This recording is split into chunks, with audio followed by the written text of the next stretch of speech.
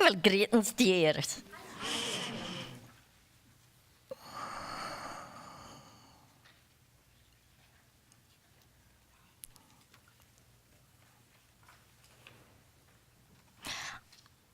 Let's fill in the middle a little more.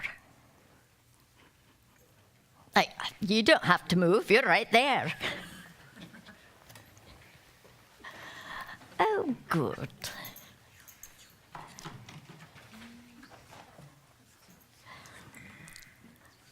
Hello, dear. There is so much going on in your world right now. Are you feeling the buzz of it all? Do you feel as though so much has been happening that it's a little bit hard to keep up? Because so many doors are opening, so many things are showing up in your life. Everything toward ensuring that you are where you need to be, doing what you have said you would come here to do. And a lot of times that means letting go of a few things, and sometimes that means opening up to a few things. Being willing for both in your life is going to be the key to your happiness. Remember that. I see Soros has made it, so why don't you come up? Now, you may have always known that Soros was small and with red hair, right? Oh, yes. More so now. Questions and answers? Yes? This is how we're going? All right. Then I think Stuart wants to take part. Then in that case, if you have not sent yours up front yet, please go ahead and do so now.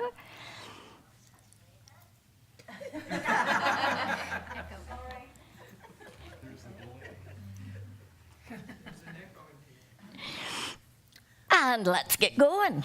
How are you doing? I'm good. How are you? Excellent, always. Good. I'm glad to hear that. My life's a little topsy-turvy, just like everybody else's, all the changes. You think? March was an interesting month. March was a very interesting month, but a good one, wouldn't you say? I would. Yes. You would all say that, of course, right? March was an excellent month. Yes. Yes, it was. It was. Would you want to repeat it? No. There's the key. Well, let's see what we can do. Okay, can you hear me? All righty. Ready to start? Ready. Okay. Once we have awakened, you said we need to activate. What do you mean by activate? And is there a difference of what to activate means from person to person? Thank you. Activation is when you recognize it's no longer all about yourself, but it is about giving, serving the world. That's simple. Awakening, I recognize that I am a being of spirit, something more than what it looks like here, that I'm not just this human self. Activation is that point in which you recognize, I want to give back, I want to serve. That is activation, service. That was easy. Good work, little practice needed on that. Watch out, front row. Okay, I've got two here that kind of dovetail with each other. All right, we'll see. And what I've discovered in reading these is instead of one question, I usually have two or three to a particular topic on this. They're asking like more than one thing involved in it. Is that all right with you? Sure, we'll give it a whack. Give it a whack? Okay. So these two dovetail, so So she says. I'll add them. Samuel, at the Inner Light Festival, you mentioned that many guardians who work with you come from Sonaria, which is outside of our galaxy. How does our origin from there and other, such as Milky Way star systems, such as Lyra, Andromeda, work? How do we step down as source through these star systems into the earth.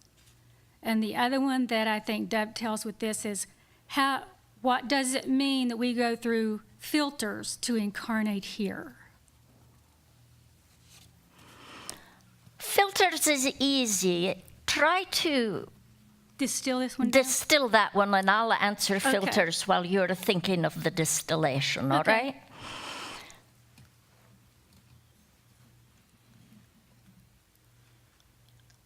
Your energy is magnificent and powerful and amazing. It registers as a frequency here in this dimensional reality.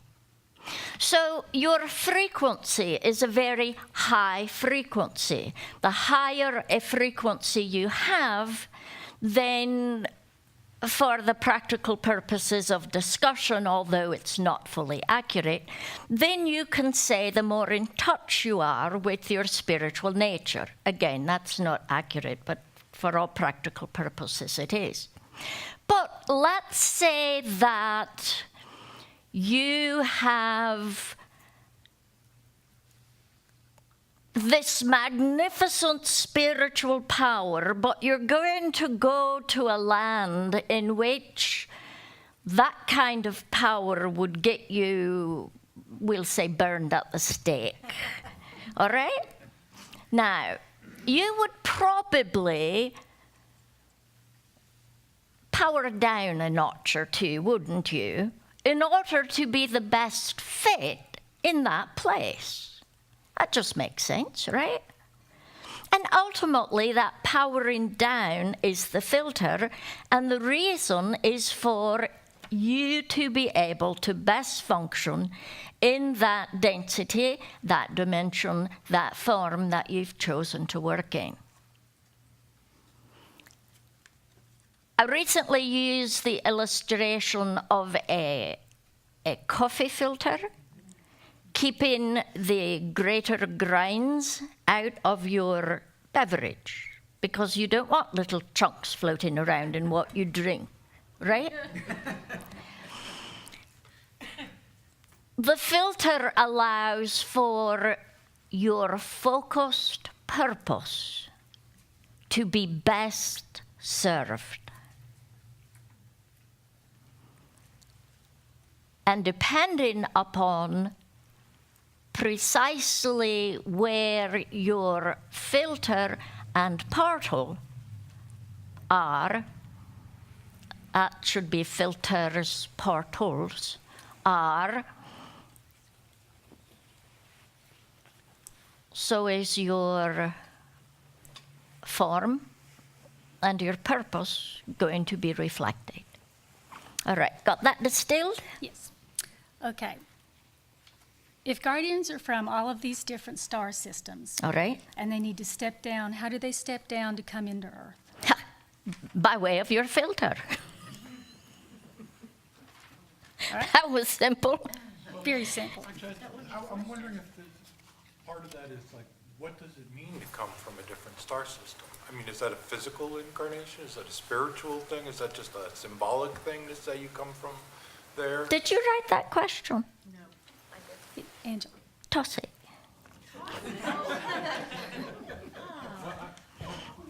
No.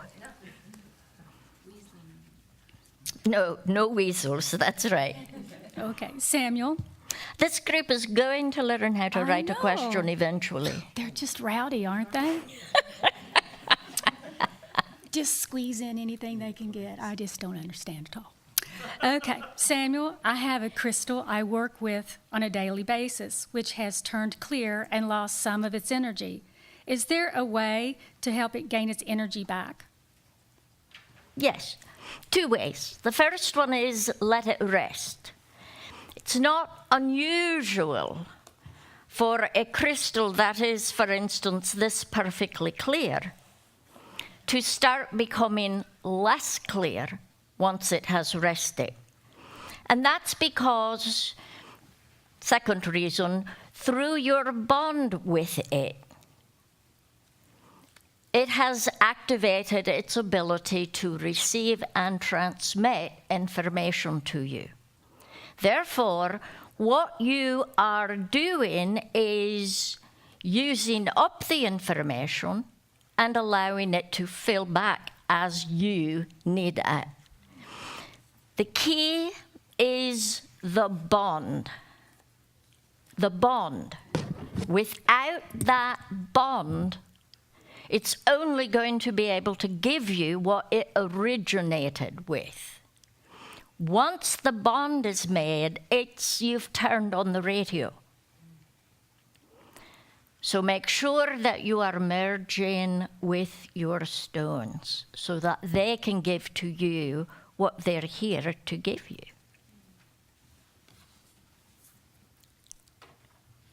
Practice. You have recently spoken about another solar system that intersects with ours. Please tell us more about this solar system. Why does it intersect ours? What are the effects that it has on us or we have on it? I don't know that some of those questions are going to have particularly interesting answers for you.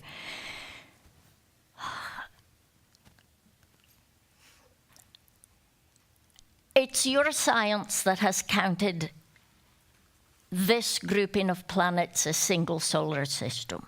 I never would have. However, it's all right if you want to see it as separate ones.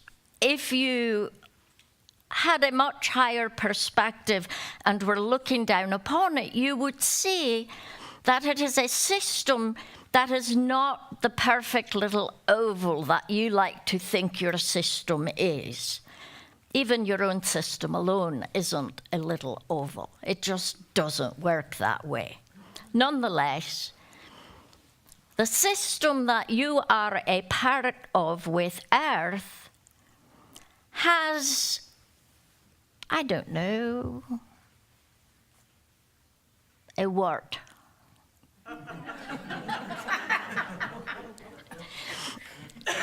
In which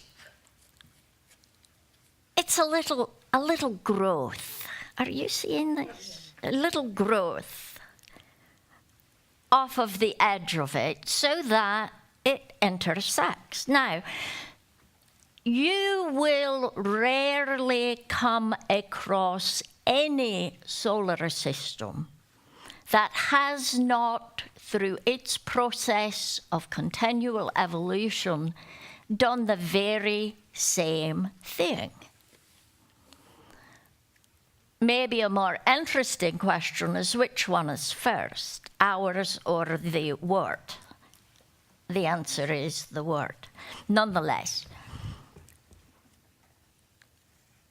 the only part of that solar system that matters to you are the intersection points, because they are portals from one to the other.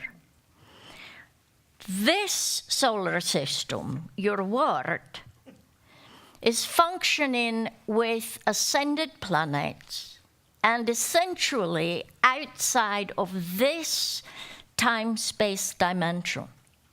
Therefore, it's not at all unusual when you are dream schooling, for instance, that you actually move into that solar system.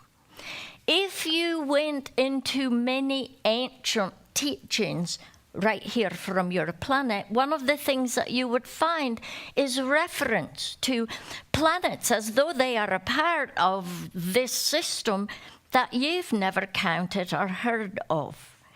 Or of visitors from a system quite nearby, and your science would be quick to tell you that the closest one is a few light years away.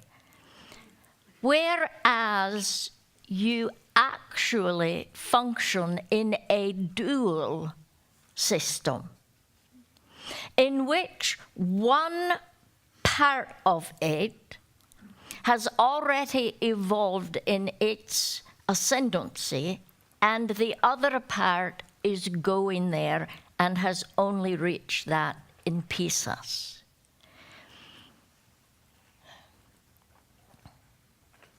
it's not new information. I think if your science hasn't already started recognizing it, that will come out very soon. Because this isn't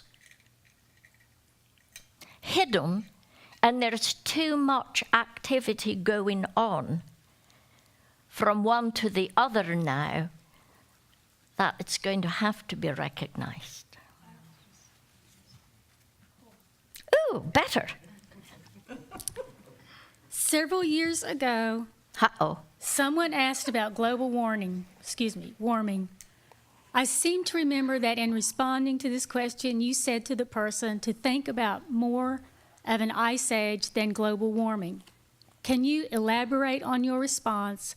Are we approaching a tipping point that might usher in a new ice age? Well, first you want to remember that global warming is a misnomer. You should go with climate change. And that's because what is happening is your climate systems are being so affected by the slow warming of your oceans that you are having, depending upon where you live, either much warmer or much colder seasons. Your seasons are being greatly affected.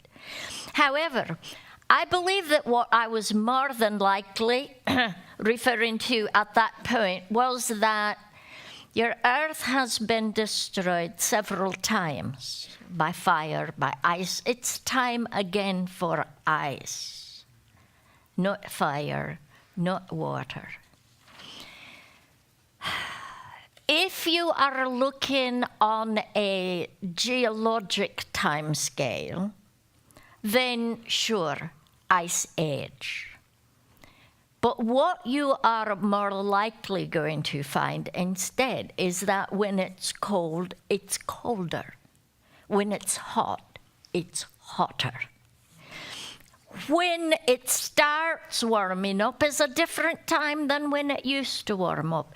And even right here in temperate land, you're dealing with, well, I can't decide what I'm going to do. I think I'll be warm today. No, I'm going to be cold today. No, I'm going to be warm today. Because you're still in a state of flux. Don't call it global warming. Climate change is the danger. Better and better. I think I've distilled this one down to the question. Do you have any tips to help guardians easily detach, tips that help to willingly allow everything to be, not only with the mind and heart as well, to create a more joyful existence?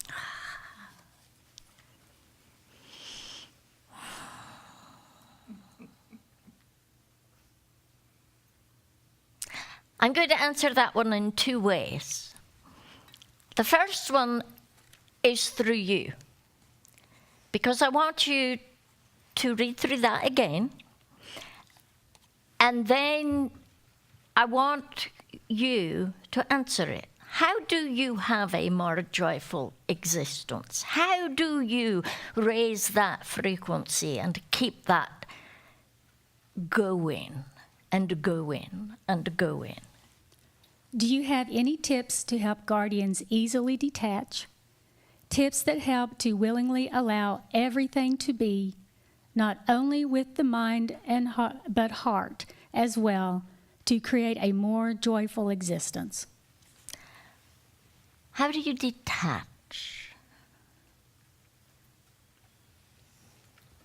The first thought that comes to my mind is to have trust in a bigger picture, that there's more than my version of what's happening or what I see happening. There's a much bigger picture at work. Trust. Excellent. Excellent. Jan.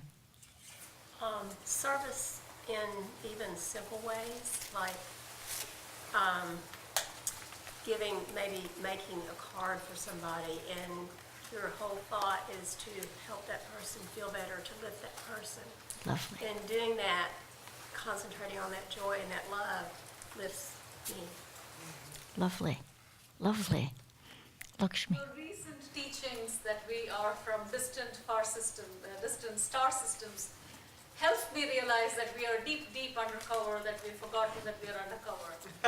And so that really helps me detach, but sometimes it makes me detach too much. Then I have to consciously serve and consciously immerse, and that actually balances. But just the constant knowing that I'm just here for a purpose. That's good. That's good. For me, it's living in my now, Good. because I don't worry about what happened yesterday or worry about what's going to happen tomorrow. Lovely. Lovely. Forgiveness. Good. Good. Yes. I look for static, what I call static in myself. It's what doesn't feel quite right. And I pay attention to that and I move away from it. And the more I do that, the less attachment I have, because attachment is not part of my path. It helps me define where I'm going. It just feels like a little disturbance. And if I just In the force. right, right. And if I just keep moving away from that, I end up in a place of less attachment and more love and joy. The more you are on your path, doing what you're here to do, the less you have time or inclination toward those things that take you off of your path and off of what you are here to do. Attachment is an ego issue. So everything that you have heard, plus attachment, is an ego issue. You are attached to those things that you believe you need. But what do you need? Well, air, that's a good one. That helps. You need to love and be loved. And that makes a difference. You need occasional food, a good amount of clean water, and you need the activity that keeps your body functioning. You don't need all the stuff, be it personal drama or attire.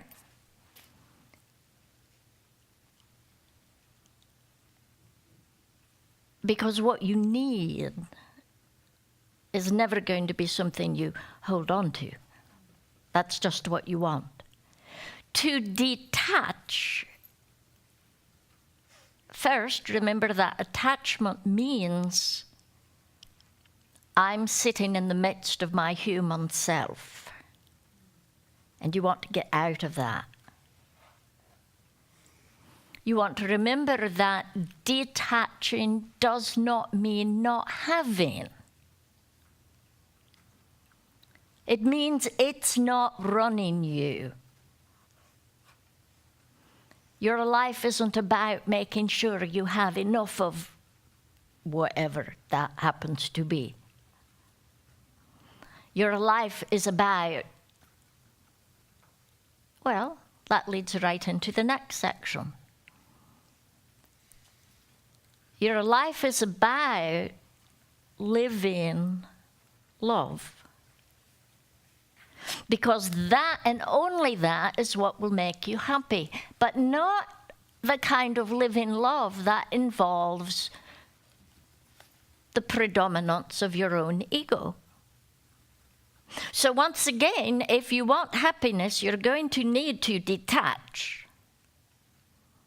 If you want to maintain that happiness, you need to be detached from the idea that happiness is something that is attained, instead of realizing it is a symptom, an outgrowth, a word, an outgrowth of your doing what you're here to do. So what is it that makes you happy? What is it that allows you to experience a life in which you're not grasping and attaching, and in which you can consistently experience joy? Bottom line, yes, we'll all go there, is you live love. But how do you do that?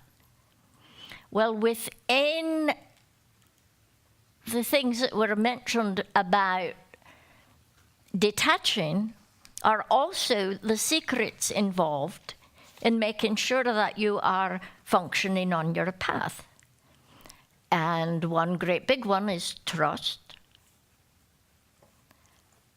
Trusting that there is more. Trusting that you are enough for what comes into your path. Trusting that you're not alone in this. And seeking that connection with Source and with others who function the way you do.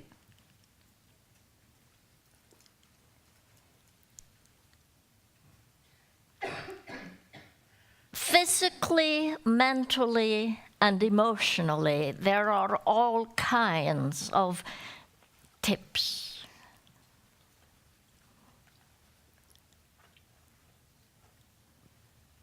But the fact of it is, as long as a high-frequency being is in form, the only thing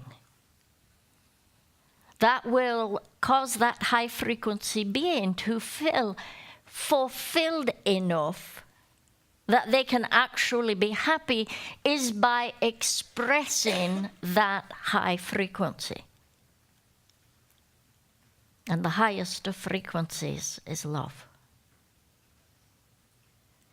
So what you do to do the loving thing, to be the loving one, to take the road way less traveled, which is putting love at every footstep. Only then will high energy beings ever be happy. And if you think, well, I'm doing what I need to be doing, I'm doing my spiritual service, blah, blah, blah, blah, blah, but you're not happy, then you're doing spiritual service, not your spiritual service.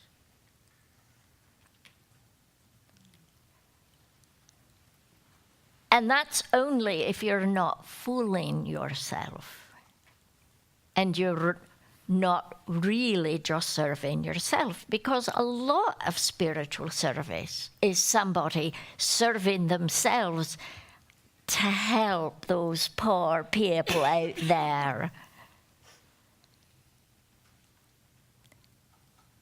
So what you might want to ask when you're not happy is, what can I do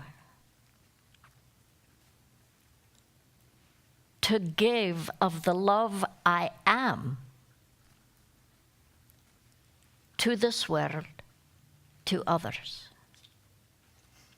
That's where you're going to find that great joy.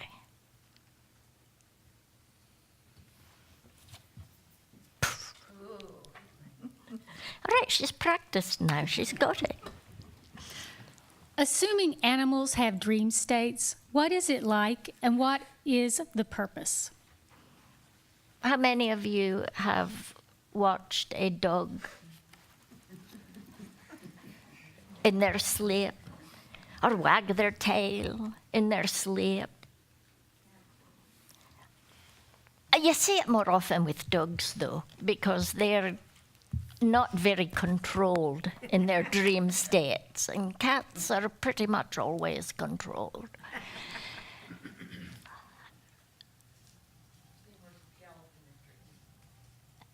Sure. Not all creatures dream, because it takes a higher consciousness for that to be possible. But most dream. And like you, their dreams tend to be, well, there's the working out of the day as the brain is readjusting itself and putting everything into an order that it thinks will be efficient and workable. And then there are the dreams that are messages.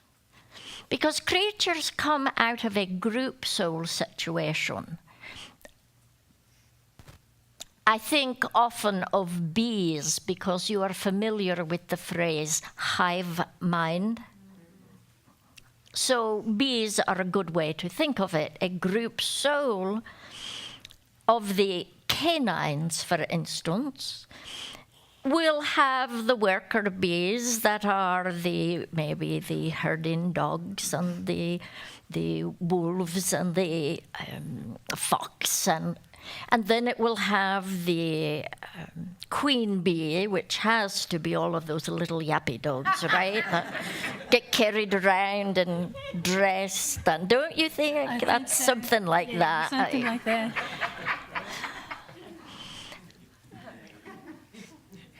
But they all have a connection with one another. And so if you had, it must be, if you had a small herd of dogs, say you had, it probably would take 4 or more before this started happening, but let's say 3, 4, 5 dogs. Anybody here have 3, 4, 5 dogs? No, at this point, eh? Gail and Charlotte maybe have 3 or 4. We have 3. And yes, they could relate to this. Are you listening? Can you relate to this? In which the dogs start communicating with each other by way of their dreams. And very often you'll see 2 or 3 of them asleep, and a couple of them are running through the fields together.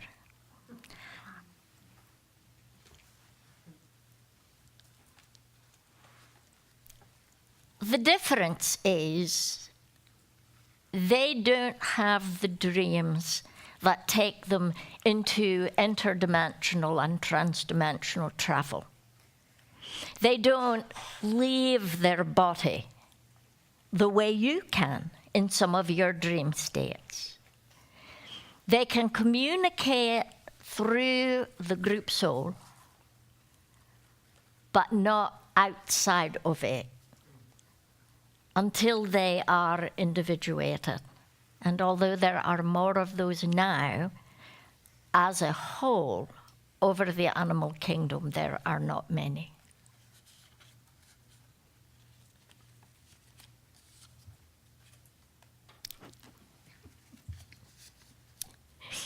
As long as I can remember, you've said that toning is the most important thing guardians can do until absorption, because it raises our frequency, helps our bodies adapt to higher frequency, and helps the planet. Has this changed? If it has, please explain. Thank you. Yes, it has. The most important thing you can be doing between now and absorption is not toning. That's not saying that toning is not a very important part of what you can be doing between now and absorption, however, and do not misunderstand that.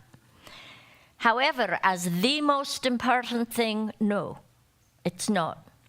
Now, toning has been all about helping you transfigure, helping you become spirit running form. by allowing your physical essence to become, if you will, hardened to the fire that you are within. Toning by way of sound and by way of group intent and by way of specific ritual within that toning process, and by way of creating a community that shares needs and delights, has all of the aspects within it that bring about spiritual change. Those of you who tone know that it changes you. And many of you have said you feel better after toning because you're solidifying the spiritual experience in this world. It's an active meditation. So particularly for those who do not have regular access to a trained meditative response, toning is particularly helpful because it pulls in everything. However, since the last solstice and the transfiguration and the DNA activations that have come about since June of 15, you have been changing. There are few who can do without the toning activity, but you are going to be finding as a natural change in you that the more you are connected, except for the community aspects of it, the less you are drawn to tone. Now, let me put a quick hold on that. This is not talking about those whose totem animal is the sloth. Not talking about those who are just too lazy to get themselves up and going and therefore have justified why they're not taking part. That's not what I'm saying at all. I am saying, however, that for those who are functioning at a particularly high frequency and who have that regular communication going, you are going to start finding that the need to tone isn't there as much. Then it becomes a gift you give yourself rather than something I've got to do. And that's a big leap and an important leap. But I think it's going to be some time before the majority are there. I think it will be glacial for most. So until that point, you need to take a look at why am I not taking part? And look at your reasoning. Because if you're not clear and complete in all areas of your life, then you should be toning. But if you have that clarity, and you have that disciplined function of constant connection, then you're good. take a break. But you probably should keep toning. That's what I was thinking. I'm going to be coming to toning. As someone who is new on the path of wanting to know more, what is most important to know? How to pursue the knowledge most beneficial. Well, the very first thing that you need to remember is that there is no such thing as somebody who's new on the path. No such thing. Why is that? Somebody tell me why that's the case. All right. Well, you're on the path when you get born. I mean, everybody's path is different. I mean, if that person who wrote that question means it might be they're just newly awakened, maybe that's what they're saying. They're newly awakened to more, they've just discovered you. But they've been on their path, which has taken them to that, which has awoken them. So, and everybody's path, like I said, is different. That's good. That's very much in there. If they knew on the path, they wouldn't have been here to hear you. Without running. Here is the thing. This world right now is in a time of great transition. And transition takes a while.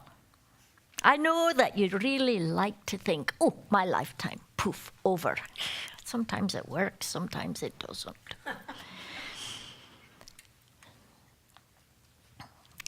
I believe that for most of you in here, you are going to find that by the end of this lifetime, this transition has completed itself.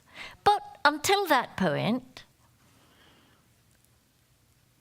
when the world is in times of transition, high-frequency energy often chooses to incarnate for the purpose of helping that transition come about.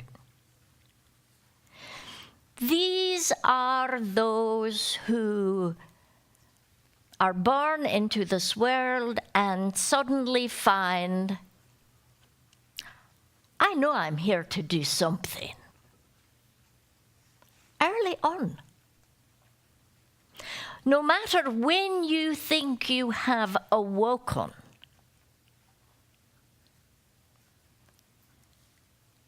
no matter when you think you became spiritually active, no matter when you think you became aware or started searching,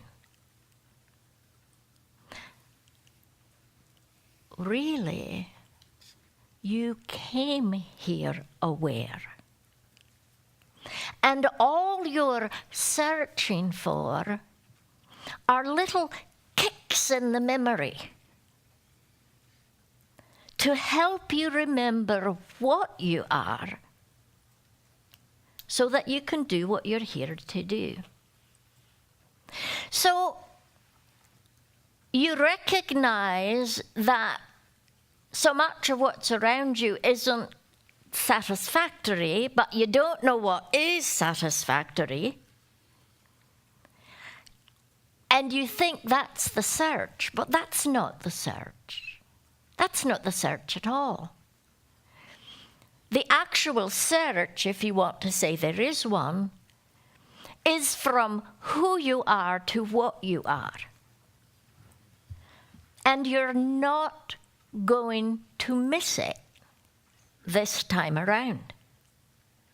There isn't a possibility for you to miss releasing ego and accepting spirit.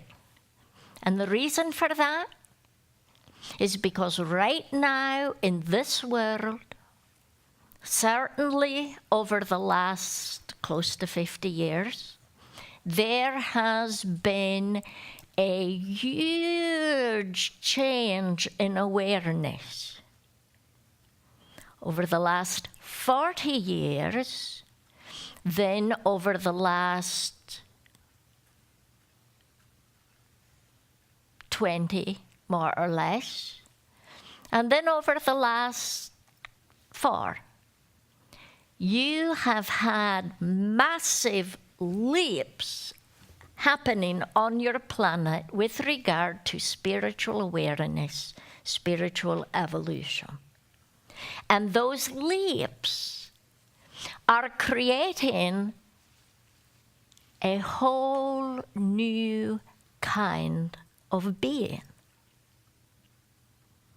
Those who started at a high frequency are not being jostled into, I am spiritually aware, I think.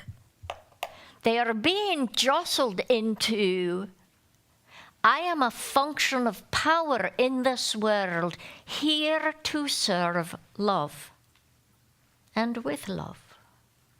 It's not about awakening to your spirit for you. It's about awakening to your power. And here is how that awakening comes about. Only ever through love. Samuel, why do you harp so much on love? We all like love. Love is a nice thing. All right already. There's all kinds of love. We get that. But the love I'm speaking of is, as you would see white light, I see love. As light comes into this universe and Vesta Helios breaks it into the multiple facets that you think of as color and sound, so it all is only source. But source functioning at this slow a frequency, no matter how high it may seem to you, is impossible. So it is expressed. Its greatest function in this universe is love. And the love that I have for you and the love that you have for each other is only a shadow, and a pitiful shadow, of that greater love. So, what is the best thing to do? Love with everything you've got, at all times, with no excuses. Because truly giving love is going to change you while it changes the world you're a part of. While you are doing that, remember 2 important things. The first one is, don't follow your passion.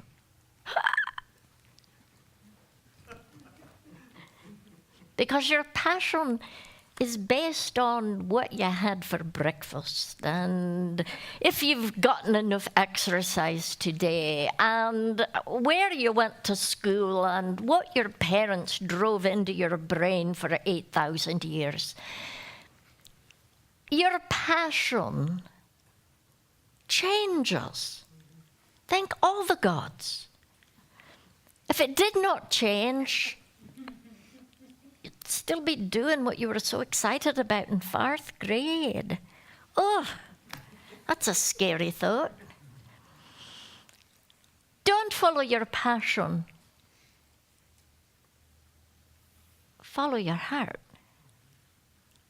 And the way you follow your heart is you listen to the beats very carefully. No, not that heart, the metaphorical heart. The way that you follow your truest love is by doing what makes you happy.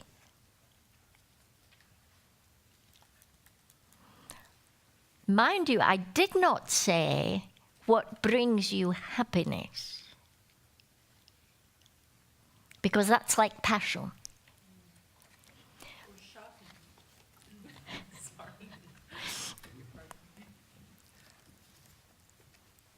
Or cooking, or walking dogs, or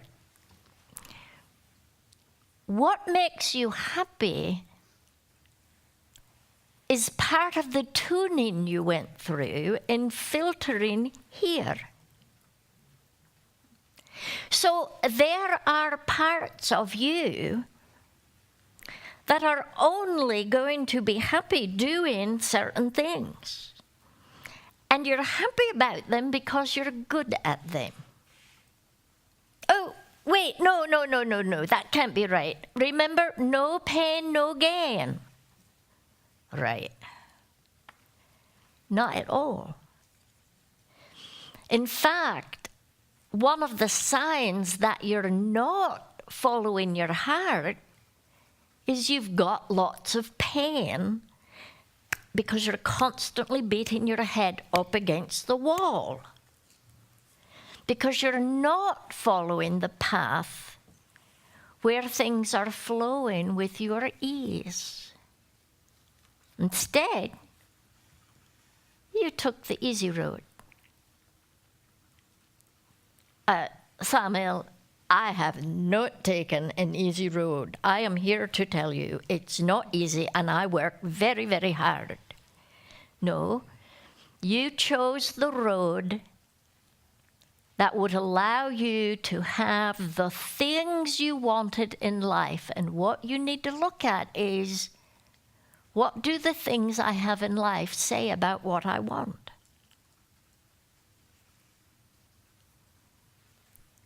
What's important to you shows up in the world around you. And for some people, they're going to learn that apparently what they really want is chaos. Or what they really want is to feel kind of alone and unhappy, because that's what they have. That's taking the easy way, because you'll only be unhappy. But when you are happy, you begin to find that anything works. The old go with the flow, baby, or maybe dude, I'm not sure. Go with the flow is all about not banging your head up against the wall. And when you find you are headbanging, and it's not a heavy metal rock concert, then you need to recognize that you're off the path, you're doing the wrong thing, and it's time to start looking at what makes your heart happy. Because that's going to be that flow that you need.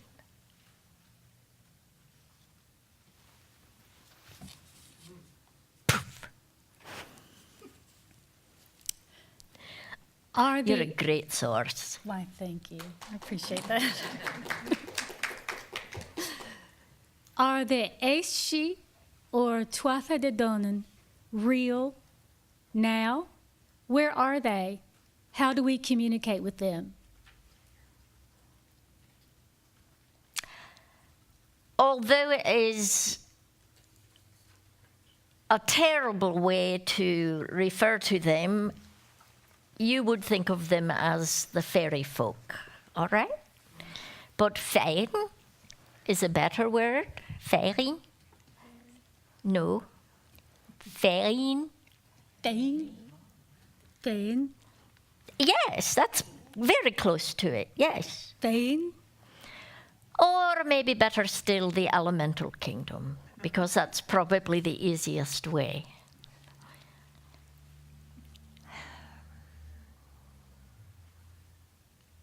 Remember that just because you can't see it doesn't mean it's not there.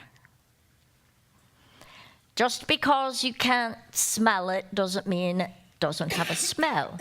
You have a very limited system. I'm so sorry. I'm so sorry. And because you have this very limited system, there are all kinds of things going on in this very room right now that I know you're not seeing because you're looking at me. And you would be looking all around you otherwise. I appreciate you looking at me. Thank you very much. I like to be looked at. However, stop it, Bunny. However,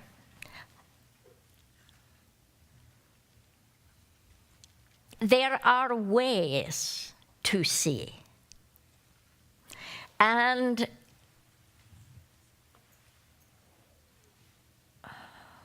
the Féin are pretty easy to see. Yes, you can do it by putting out a little bread and honey, but you may find that you draw more bugs than folk you are not used to looking at. But ask.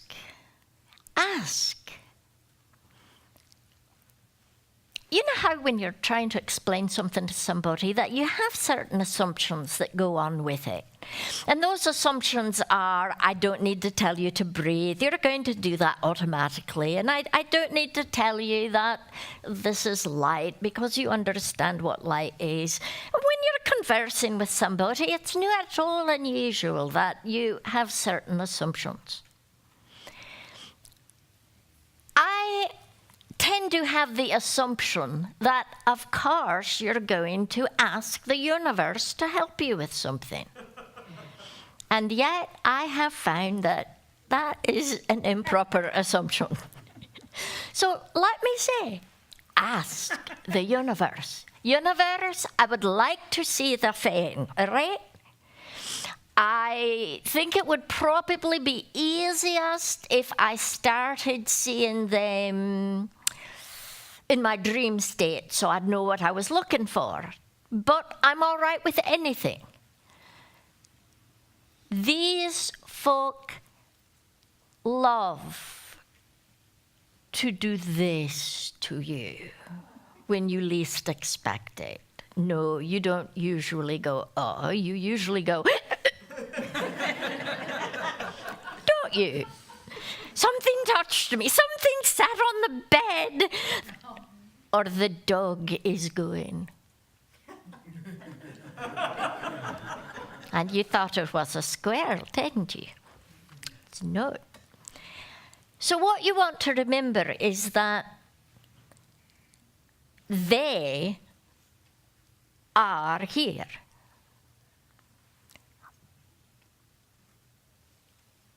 But you're going to have to retrain yourself to see. And part of that reason is because for so long, humanity has done nothing but harm these beings. And so they have rescinded, is that the word I'm looking for? But stepped back, yes. But they can be seen. But you must be willing to see them. And that's going to involve a certain amount of self-confidence and trust. Ask. Start looking. Look in clouds. Look in, especially in shrubbery. Especially in very densely populated with the earth and plant kingdom, large blank spots. Look particularly at new and full moons. Keep it in your mind, but ask. once you've asked, and the first time you see something that makes you say, you know, that could be eyes looking at me, then start asking to see and hear, so that you may communicate, and you might need to say and speak in a language I can understand. And when it happens that you think you've seen something, and you are particularly in a natural area, in your house it might just be spirit energy, but you're particularly in a natural area and you think you've seen something, greet it with reverence, respect. That's the word I should have used, respect and love. Greetings, my friend, if you're there. Don't look directly at it. Use the sides of your eyes and ask it to come forth. Now, having said all of that, be careful what you ask for.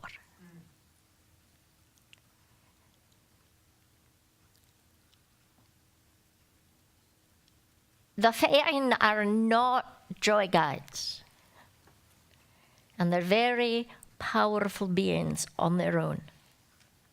They are not what you read about in stories, even though many stories convey a lot of what they're about. They're not little tiny winged beings. They're not great big tall hunky pointy-eared beings.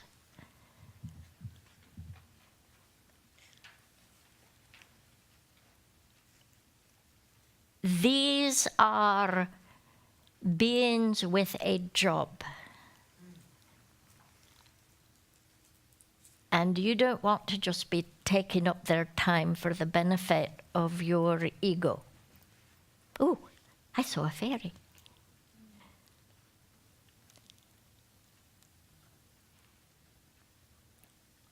The work that I gave in Nevis about opening portals is also excellent for calling fairies.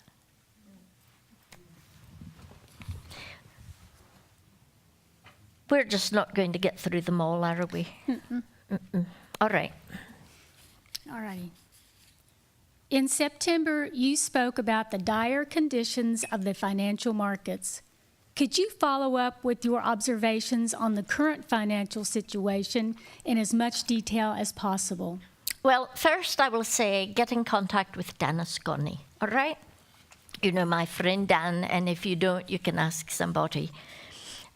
He lives in Florida, and his whole work is proving exactly what I said. Sorry, Dan.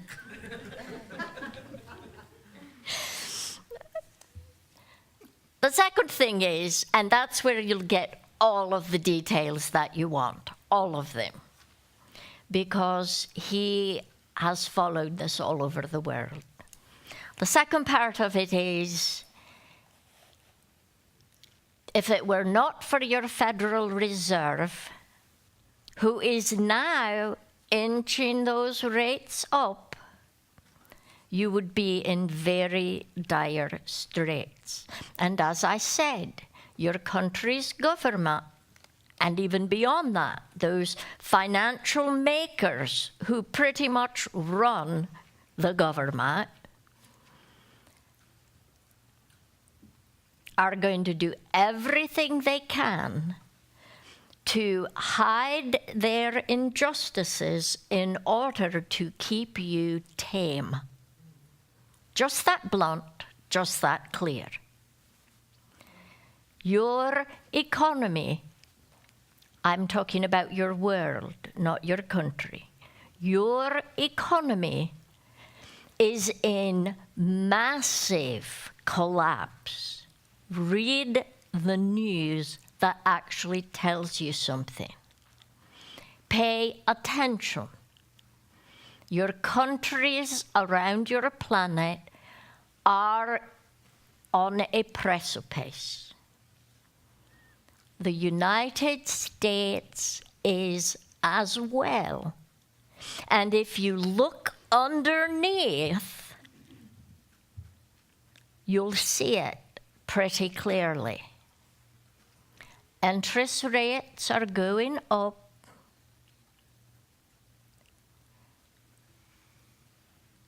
And people don't have what they need when a small group does. In addition, you are in a galactic time of revolution. You put hard-working yet oppressed across your world together with the frequency of revolution, something's going to change. I don't see that things are better. I don't see that they are horribly worse for you, but you're not Europe, Asia, and Africa, and not so much South America, because they're already pretty destitute. Because if you were, you would say, we are in crisis. Keep your eyes open.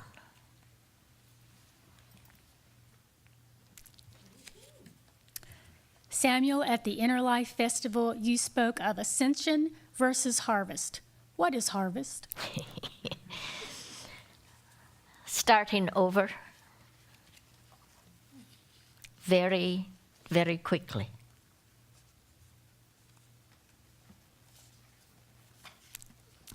I've heard that the energy in Lexington is special. What makes that so? You? Really?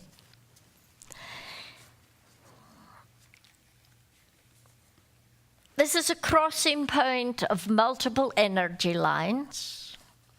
It is a vast portal area. It is a part of old prophecies.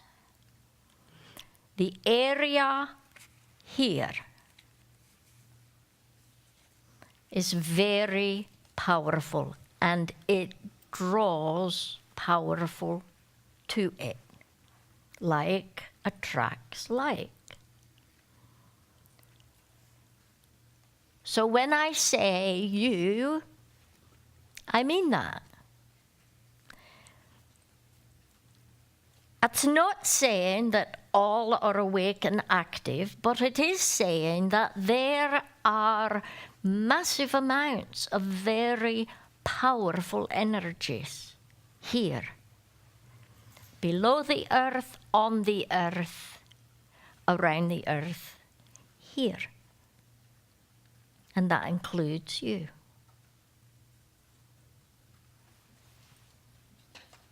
For many years, you have designed and had program development implement the guardianship program, a program designed to make guardians the best they can be. But this year you didn't. Please explain why you didn't create a guardianship program this year. Thank you. Because I thought it was time for you to create your own, instead of constantly waiting for me to create it for you. I think that's true with a whole lot of things, not just the guardianship program. Okay, I hope I get this. There's some spellings I'm not sure about. What other types of seedings besides caldera do star seeds occur? What other types of settings besides caldera do star seeds occur?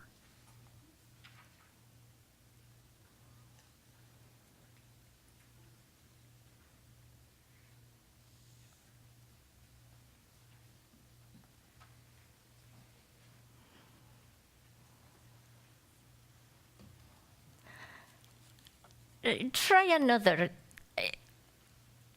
Mainly because when a question starts with something that isn't accurate, I can't answer it without going through, let's make this more accurate this way. However, what's behind that question would make a great interview. So consider clarifying it and making it an interview. Are we all ETs or have ET aspects wanting to ascend to star level?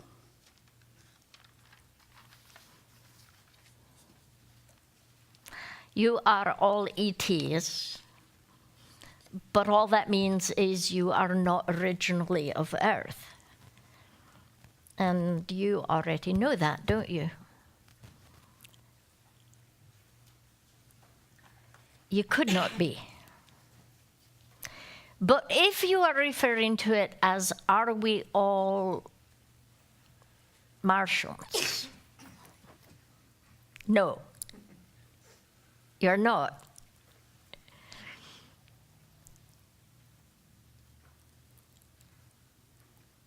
I try not to say this all that often because it just sounds so darn cultish, and I don't like that. But if you stop and think about it, my work is not about waking people up. I don't work with babies. I don't. You are drawn to this work for one reason only. And that is because you function at a high enough frequency that you don't run out of here pulling your hair out screaming because something touches you. And what it is that's touching you is the compact that you made to be a part of helping this earth now, which is what my work is about. I don't work with those who are awakening. I work with the awakened.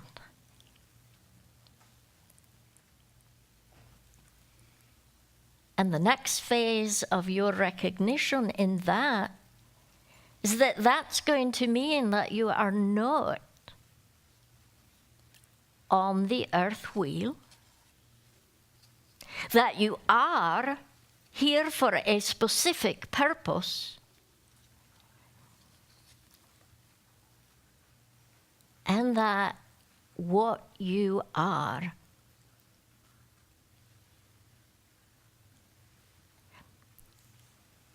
is a function from the stars. Now, the stars, that sounds pretty. For you, the origin of your spirit essence, your creation point, for you, that's simply home. And so, precisely when you awaken to that, is that point in which you have started activating those genetic strands beyond your currently recognized double-double helix. And you have activated enough that you realize you're not human. You recognize that by realizing that typical human activities aren't satisfying you. You want more. And when you move outside of yourself, you find a sense of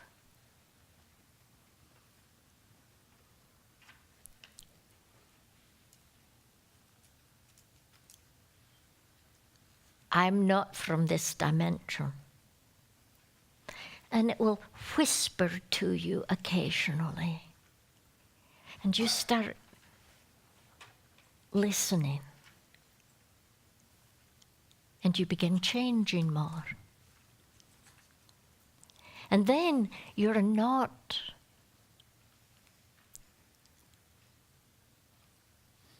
of this domain, and you are not of this cycle, and you are not of this universe.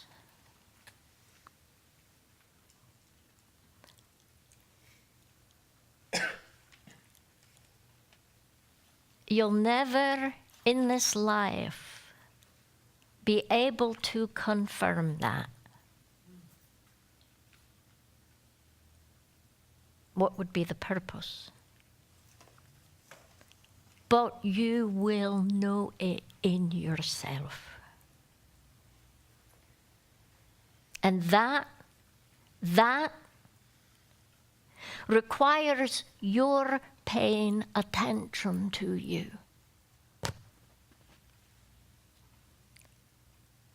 Being able to move beyond the moray of earth and getting stuck in the humanness until you allow yourself to no longer be human, you'll never be able to touch the stars you are from. So the big key, stop wallowing in your humanity. Ask, and it will be open to you. And I mean that.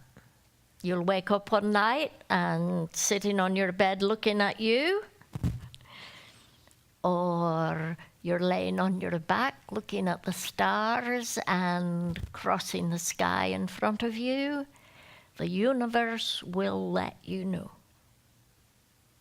It's not hard. It wants you to know. But it's not going to let you know as long as there's no purpose for it.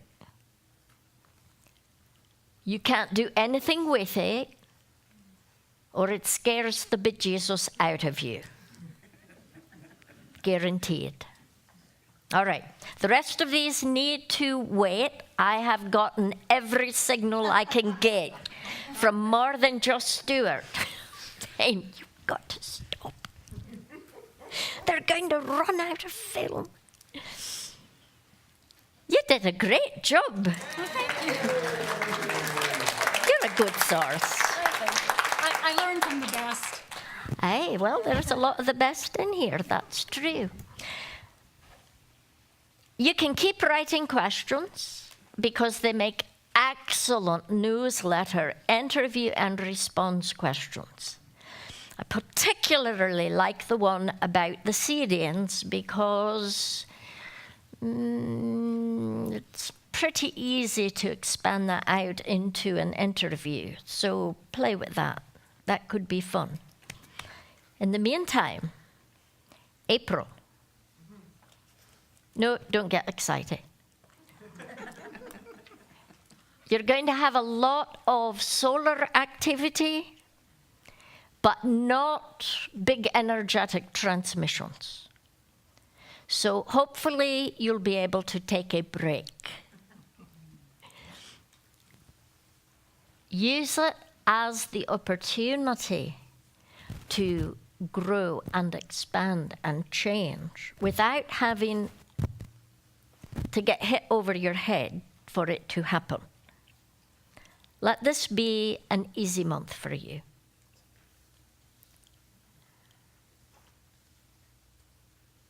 Loch nummer. You are so welcome.